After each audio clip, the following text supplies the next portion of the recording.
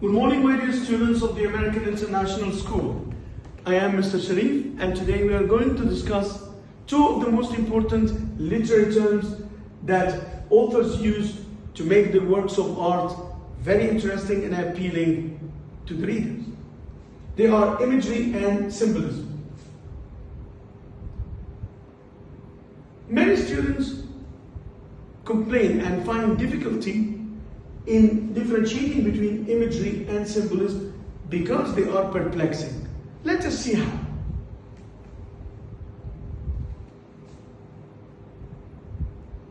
The word imagery is associated with mental pictures. Don't forget that. It's a picture that the writer tried to create in the mind of the reader through the use of descriptive and figurative language to represent objects, actions, and ideas in such a way that it appeals to our physical senses, such as the sight, the hearing, the smell, the taste, and the touch.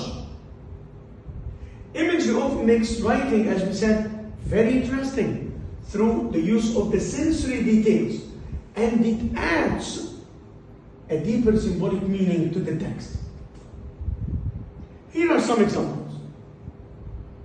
The golden sun dipped below the horizon, painting the sky with streaks of pink and orange.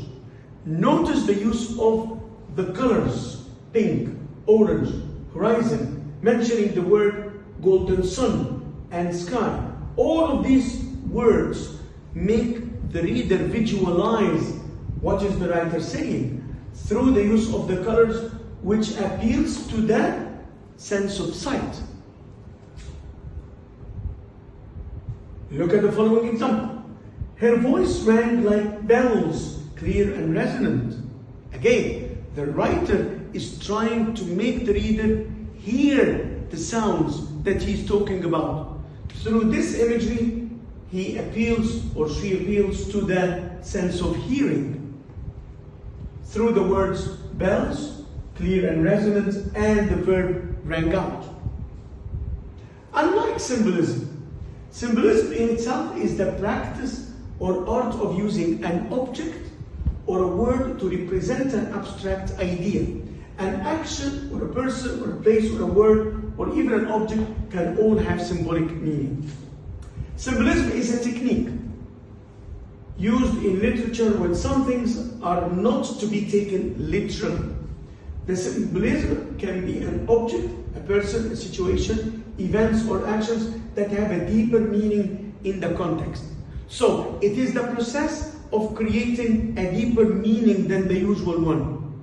That's why if an object is symbolic, it means that it has a meaning of itself and a deeper meaning than itself. It stands for itself and a deeper meaning than itself. Authors use symbolism to hint at a certain mood or emotion. Let's see some examples. The open window in Kate Chopin's The Story of an Hour symbolizes freedom. Among the common symbols that we use in our daily life, a dove symbolizes peace or purity, and a red rose symbolizes love.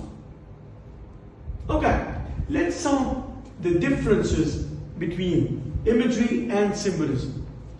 Imagery refers to the use of vivid and descriptive language and to add depth to that writing.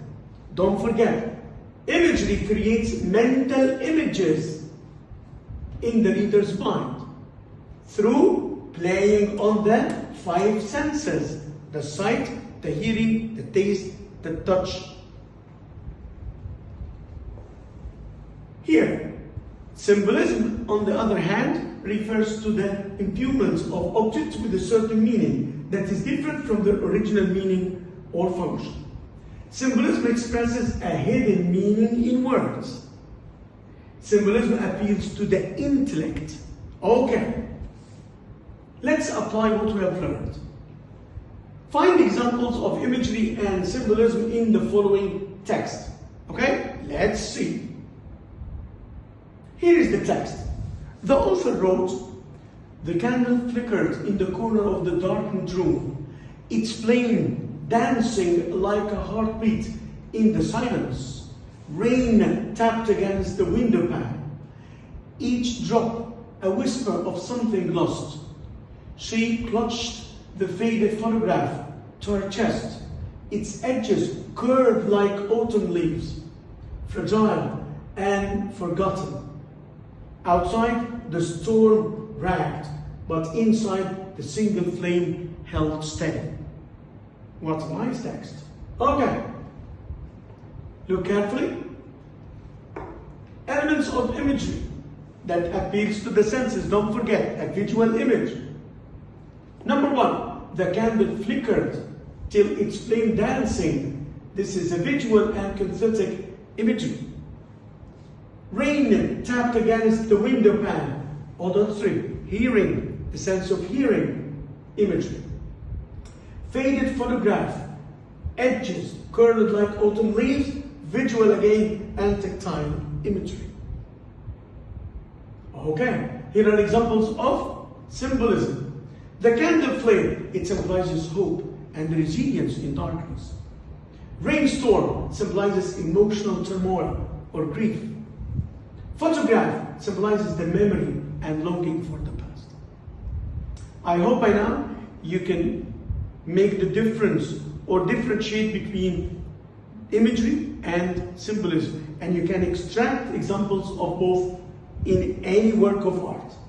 Now, it's your turn. It's your time to find examples of imagery which have symbolic significance in the work of art you have read or you have watched and you have enjoyed. And try to explain how the author used the imagery and symbols to convey his or her message through the work of art. Thank you very much for your attention. I hope it was fruitful and wishing you all the best. See you in the next video. Thank you. Have a great day.